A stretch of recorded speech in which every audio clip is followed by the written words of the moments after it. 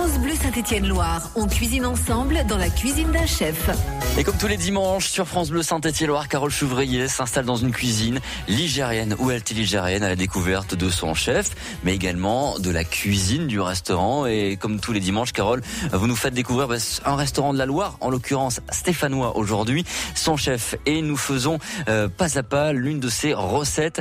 Ce matin, vous nous emmenez dans un nouveau restaurant stéphanois installé dans un quartier qui est bien connu de la ville de Saint-Étienne, puisqu'elle nous attend dans l'ancien quartier des Antiquaires, Carole. Effectivement, je suis à quelques pas du jardin Villebeuf, très exactement au numéro 40 de la rue Badouillère, au bistrot français Le Chevalier. Le Chevalier, ce n'est pas un hasard, puisque le chef et le maître des lieux s'appellent, devinez comment, Hervé Chevalier. Allez, on va aller le voir. Hervé. Oui. Bonjour Hervé. Bonjour. Chevalier. Comment allez-vous ? Bien, super bien. Waouh, c'est cosy chez vous, c'est tout neuf. Ben oui, on n'a que quelques mois d'existence. On a ouvert début juillet. C'est joli, toutes ces ampoules là qui descendent. On est anciennement chez un antiquaire ou pas, puisqu'on est dans le quartier ? Pas du tout, c'est un ancien bar tabac qui était fermé depuis environ 5 ans. Un bar tabac ? Et oui, on a fait quand même 6 mois de travaux pour obtenir ce résultat. J'imagine. Donc on va pas manger quand même du saumon fumé, ça serait un conte, non ? Ça, c'est une blague. Effectivement, non. On fait bien de la cuisine française, mais pas du saumon fumé. Enfin, on peut en faire, occasionnellement, mais c'est pas notre spécialité. Ouais, vous m'aviez dit bistrot français. Pourquoi vous appelez ça bistrot français ? Alors c'est une question purement marketing, une question de positionnement du restaurant. D'accord, on fait une cuisine traditionnelle, uniquement à base de produits frais. C'est une cuisine du marché qui évolue chaque jour en fonction des achats du marché, du jour. Et le positionnement, c'est plutôt un bistrot parce qu'on n'est pas un restaurant gastronomique, mais on préfère être un bon bistrot que de se positionner sur un autre marché qui n'est pas le nôtre. Le bistrot, c'est quelque chose de vivant, c'est à la fois l'endroit où on boit un bon vin, il y a une ambiance, il y a de la musique, alors que le restaurant gastronomique, c'est plutôt quelque chose de guindé, d'un peu plus ennuyeux. Ouais. Et en tout cas, c'est pas ce que je voulais. Ouais, puis nous, on aime bien les bistrots, on aime ça. Vous avez quel parcours, Hervé ? Il y a longtemps que vous êtes dans la cuisine, que vous faites là-dedans ? J'ai commencé très jeune, j'ai commencé à l'âge de 16 ans comme apprenti. Et oui, les années passent et j'en ai 49, donc vous voyez, ça fait quelques années. J'ai démarré dans un restaurant qui s'appelait le restaurant du Grand Moulin, qui était rue du Grand Moulin à Saint-Étienne, et c'était l'un des rares restaurants en étage. Ah, vous êtes stéphanois donc ? Un pur produit stéphanois, effectivement. Donc vous avez fait vos armes à Saint-Étienne dans la restauration tout jeune, vous n'avez jamais arrêté ? Alors si, non, j'ai un parcours un peu atypique. Alors j'ai fait effectivement quelques années de cuisine. Donc après j'ai travaillé un petit peu, j'ai fait des saisons en Corse, j'ai travaillé en Suisse, etc. Mais je suis vite revenu à Saint-Étienne et j'avais mis entre parenthèses la cuisine parce que je m'intéressais aussi à l'aspect marketing, gestion. Et j'avais intégré le groupe Casino. À l'époque, il y avait un concept qui s'appelait Blue Grill qui démarrait et j'ai participé au lancement de Blue Grill dans la galerie du géant Casino de Montieu. D'accord. Et puis vous n'avez pas fait pendant un petit temps dans le journalisme, le football ? Oh, effectivement, mais tout se sait, je vois, à Saint-Étienne. Non, mais on peut rien cacher, non, effectivement. Donc après, j'avais presque quelques années de restauration. J'ai aussi travaillé un peu pour Center Parcs. Et ensuite, j'ai fait un break, effectivement. J'ai travaillé un peu dans l'audiovisuel et je faisais beaucoup de films d'entreprise, également pour les sites Passe Jaune. Et j'ai été également correspondant pour une ou deux chaînes de télé et je faisais du foot. J'avais également une carte de presse et effectivement, je m'occupais d'être correspondant à Saint-Étienne et à Lyon. C'est génial. Il y a des joueurs des fois qui viennent manger chez vous. Vous avez gardé des contacts avec allez, dites-nous tout, le Chaudron et tout ça. Et effectivement, on a gardé quelques contacts avec des joueurs, avec des dirigeants, mais je peux pas vous le dire, c'est le secret professionnel, vous savez. C'est comme les médecins, on peut pas tout dire. Ah oui, bon d'accord. Alors on va passer en cuisine. Qu'est-ce que vous avez décidé de nous apprendre à cuisiner aujourd'hui, Hervé ? Parce que je rappelle, il y a quand même quelques mois que vous êtes dans le quartier, que vous avez ouvert ce restaurant qui s'appelle Le Chevalier, qui porte votre nom. C'est pas Le Chevalier, c'est Chevalier. D'accord. Simplement Chevalier. Parce que le, ça fait un peu prétentieux, je trouve. Non, mais le restaurant Chevalier. non, bon, c'est Chevalier. Chevalier, on est d'accord. Alors, Hervé Chevalier, qu'est-ce qu'on va apprendre à cuisiner aujourd'hui avec vous ? Écoutez, alors je voulais faire une chose relativement simple, un produit un peu de saison. Je vous proposais de faire une cuisse de pintade en ballotine. C'est une cuisse de pintade qu'on va désosser et qu'on va farcir avec ce qu'on appelle une duxelle de champignons. Le champignon, c'est un produit tout à fait de saison. Waouh, bon bah c'est super. On se prépare, on prépare ses ustensiles, ses casseroles, on allume les fourneaux et on va faire une cuisse de pintade en ballotine avec Hervé Chevalier. Oui, et ce que j'ai oublié de vous dire et qui est super important, c'est que au Chevalier, ici dans ce restaurant qui est super mignon, la cuisine est ouverte, on mange et on voit quand même le cuisinier. C'est un peu une cuisine à l'américaine. Alors Hervé, on va peut-être entrer dans cette petite cuisine. Avec grand plaisir, mais faire une petite parenthèse, c'était très important pour moi d'avoir cette cuisine ouverte parce que je veux absolument que les cuisiniers participent aussi à l'ambiance du restaurant. Souvent dans les restaurants, les cuisiniers sont un peu oubliés, ils sont cachés au fond d'une cave ou je ne sais où, ils n'ont même pas droit à la lumière. Ici, effectivement, ils font partie, ils contribuent pleinement à la réussite du restaurant parce que c'est grâce à eux qu'on mange bien en général dans un restaurant. Et j'estime que c'était normal que les gens qui sont aussi en cuisine puissent participer pleinement à l'ambiance de l'établissement. Ah ouais, on est un peu en famille, c'est un peu ça en fait. Alors Hervé, on va cuisiner la pintade, une ballotine de pintade, farcie au cèpe. Donc on n'a pas beaucoup de chemin à faire, on a juste à passer ici et on y est déjà. Oui, j'ai préparé les ingrédients comme vous pouvez le voir. Donc pour faire cette ballotine, donc il va nous falloir des cuisses de pintade. Mettons si on part pour 4 personnes, 4 cuisses de pintade. Il nous faudra environ 300 grammes de champignons. D'accord. Quel champignon de Paris ou... Alors, on peut mélanger effectivement du champignon de Paris avec du cèpe, par exemple. En cette saison, on trouve aussi de la chanterelle. On peut faire cuire et on fait cuire ces champignons juste dans une. Alors, bien évidemment, les champignons. Je vais vous expliquer le déroulement de la recette, mais c'est relativement simple. La chose la plus difficile, ça sera de désosser la cuisse de pintade. Et effectivement, si vous en sentez pas capable, vous pouvez tout à fait demander à votre boucher de le faire. Je pense qu'il vous rendra ce service sans problème. Alors vous prenez où vos produits? Vous allez au marché parce qu'on est ici à Saint-Étienne, on n'est pas bien loin du marché de la place Albert-Thomas, marché de producteurs. C'est là que vous les prenez, vos pintades, vos champignons, ou vous avez d'autres producteurs? Alors, tout ce qui est viande aujourd'hui, donc nous on a fait un choix. On travaille avec une boucherie qui s'appelle la Boucherie Belle, qui est à Grand-Croix. C'est pas pratique parce qu'ils n'ont pas vocation à travailler avec les professionnels. Ils travaillent essentiellement avec des particuliers, donc ils n'ont pas de service livraison. Il faut monter à Grand-Croix, chercher sa viande. Mais pour moi, c'est un élément essentiel de connaître la provenance des viandes. Donc toutes les volailles sont de provenance française. Toutes les viandes bovines ou ovines proviennent de Haute-Loire. Donc on sait, c'est des produits de proximité. On reste dans le local et dans le bon produit. On a tellement de bons maraîchers, de bons producteurs, de bons éleveurs dans la Loire et de la Haute-Loire. On aurait tort de s'en priver, on est d'accord. On est bien d'accord. Donc effectivement, après, pour tout ce qui est légumes, etc., on fait des marchés et puis on fait comme tout le monde.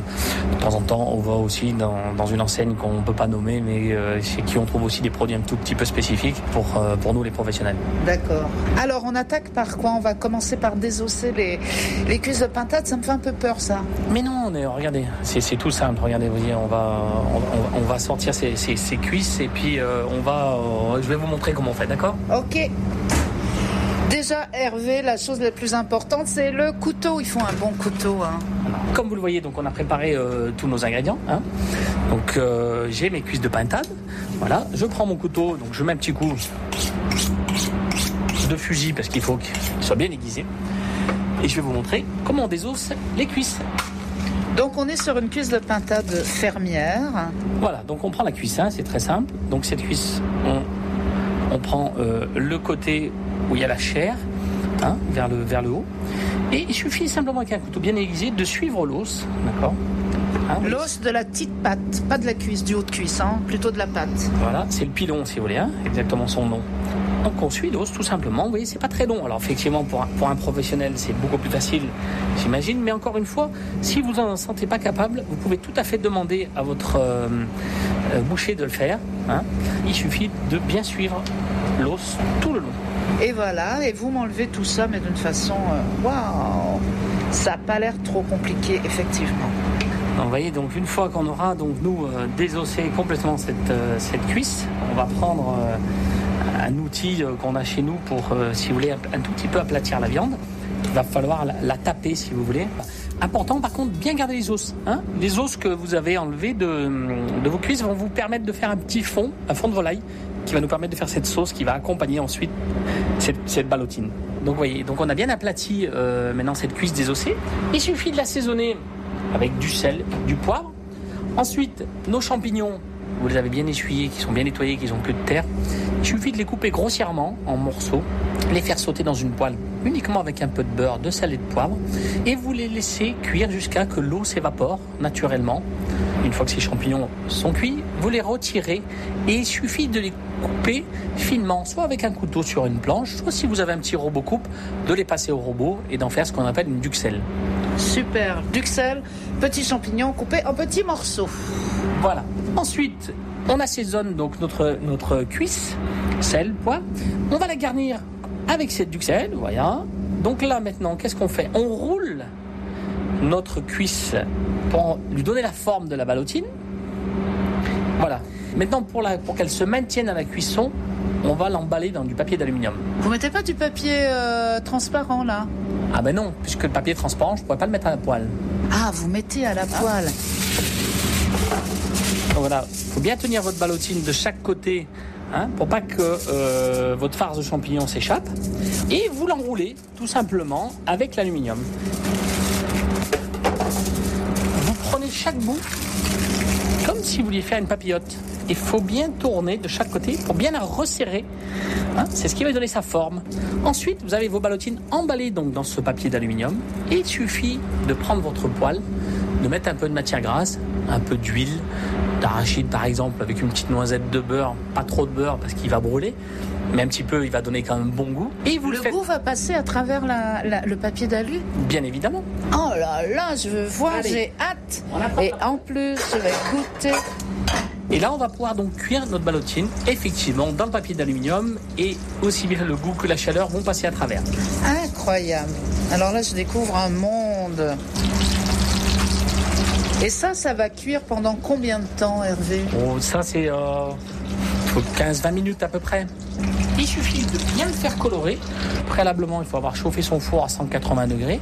Parce qu'une fois qu'on aura fait colorer de chaque côté dans le papier d'aluminium, on va le passer au four. 5 minutes à la poêle, 15 minutes au four. D'accord. Et on sert après tout simplement. Et c'est une recette qu'on peut faire d'avance aussi. Exactement, c'est ce que j'allais vous dire. J'allais vous dire, si vous voulez, si vous pouvez faire colorer vos ballotines, les passer au four seulement 10 minutes, et vous les gardez tout simplement de côté.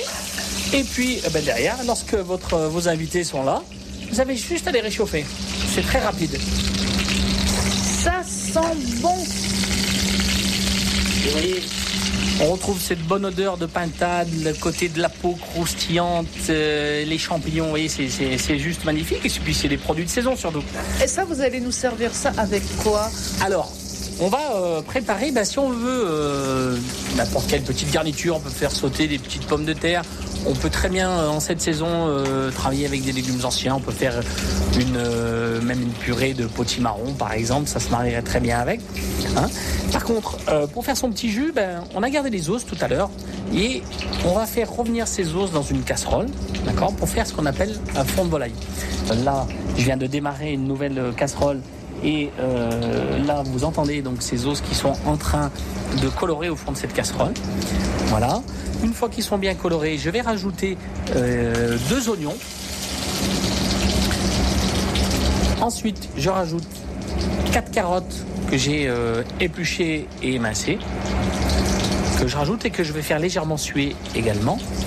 Et là, je vais déglacer avec 25 centilitres de vin blanc. D'accord. On laisse bien réduire et lorsque c'est réduit, je vais là ajouter 1,5 litre d'eau. En fait, à hauteur, on va mettre à hauteur des carcasses et des os.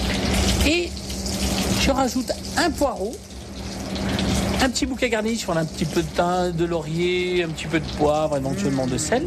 Et puis ça, on va le laisser cuire une petite heure, ça suffit largement. Donc une fois qu'il est cuit, ce fond de volaille, donc on va le filtrer avec ce qu'on appelle la chinois étamine. Et là, on va réchauffer notre ballotine de cuisse de pintade en ayant préalablement retiré le papier d'aluminium. La remettre 7-8 minutes au four, en la retournant entre toutes les 2 minutes par exemple. Et ensuite, comme vous allez le voir, on va découper notre ballotine en ayant mis ce petit jus au fond, juste avec un tout petit peu de crème. Pas inutile d'en mettre beaucoup, hein, c'est juste pour apporter un peu d'onctuosité. Mettez ce jus au fond de l'assiette. Vous déposez un tout petit peu de purée de potimarron. Découpez votre ballotine en 3 morceaux, légèrement en biais, et vous les posez dessus. On va s'attabler et on va déguster cette ballotine de pintade qui nous a été amoureusement concoctée et désossée par notre chef invité Hervé Chevalier. Et ben voilà, le plat est servi. Oh, j'ai hâte de goûter. Ça sent bon. Si vous pouviez sentir ce que ça sent, cette odeur là de beurre, la sauce, elle est crémée. Il y a l'odeur du champignon. Ça va être un vrai régal. Vous savez, j'aime bien, Hervé, que les cuisiniers m'accompagnent quand je goûte. Donc vous pouvez prendre une fourchette aussi. Allez, avec grand plaisir. On y va. Alors, petite ballotine qui a été découpée en 4 morceaux, 3-4 morceaux, c'est très très joli. Voilà. Ça sent vraiment très bon. Hein. Vous voyez, donc quand on découpe cette ballotine, on voit bien la chair tout autour, la petite farce de champignons. Et puis... Je vous laisse parler, je goûte. Ah ben, je vois, hein, vous n'avez pas pu résister. C'est tendre. Et voilà, donc après, l'accompagnement, on met ce qu'on veut. Moi, je vous ai parlé d'une petite purée de potimarron parce que c'est aussi de saison et que c'est relativement simple. Et c'est joli, la couleur, c'est joli, ça donne un peu de peps. Exactement. Et le côté agréable de cette ballotine, c'est qu'effectivement, vous n'êtes pas en train de vous embêter, découper votre viande autour d'un os, etc. Puisque là, tout est désossé. Il y a juste à déguster. Et c'est très, très, très tendre. La viande, elle est vraiment moelleuse, j'ai envie de dire. Ça, c'est le côté ballotine cuit dans le papier d'alu.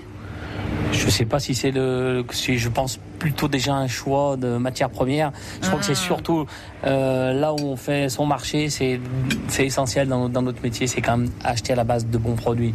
Et effectivement, si autour de chez vous, vous avez un petit marché et vous avez des producteurs locaux, n'hésitez pas à aller chez eux, même si vous payez un petit peu plus cher. Sincèrement, ça en vaut la peine. Oui, puis on a le résultat en bouche. Vous avez toujours ce genre de cuisine ici. Vous me disiez en début d'émission que vous faisiez une cuisine de bistrot, une cuisine un peu grand-mère, parce que vous faites vos fonds de sauce et tout ça. On mange quoi chez vous tous les jours? Alors ça change vraiment tous les jours. Mais tous les jours, on propose au minimum un poisson et une viande pour le plat principal.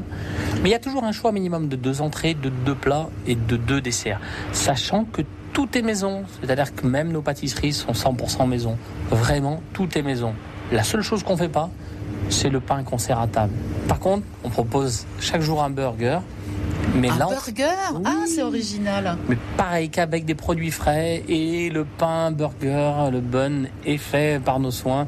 On fait vraiment tout. Enfin, il faut venir découvrir. Enfin, il faut que j'arrête d'en parler. Il faut simplement venir. Oui, parce que Hervé est aussi un cuisinier gourmand. En dehors de la cuisine des bons vins, là, on accompagnerait cette ballotine de pintade avec un petit vin rouge, un vin blanc. On peut très bien l'accompagner d'un vin rouge, mais d'un vin rouge relativement léger, c'est-à-dire sur les viandes blanches. Là, on ne va pas sur des vins très lourds, mais là, par exemple, on propose on a un vin de Loire qui se marierait très bien avec cette ballotine. On propose un Saint-Nicolas de Bourgueil qui se marierait à merveille avec cette ballotine. C'est génial. Je vous invite à venir goûter la cuisine d'Hervé Chevalier au restaurant Chevalier et non pas Le Chevalier. On est rue Badouillère, 40 rue Badouillère. On est à côté, mais vraiment du jardin Villebeuf. C'est au pied de l'Opéra de Saint-Étienne. Un très chouette quartier. Vous êtes ouvert tous les jours ? Alors on est ouvert du lundi au vendredi, tous les midis. Et on ouvre jeudi soir et vendredi soir. D'accord. Peut-être un numéro de téléphone, Hervé, parce qu'à mon avis, il va falloir réserver si on veut venir manger chez vous. Alors effectivement, c'est beaucoup plus prudent, surtout en fin de semaine. On est souvent complet. Donc le 04 77 41 31 13. Ah mais j'espère que vous avez noté. Et moi, je vous dis, bon appétit. Si vous essayez cette recette, vous verrez, vous ne serez pas déçus.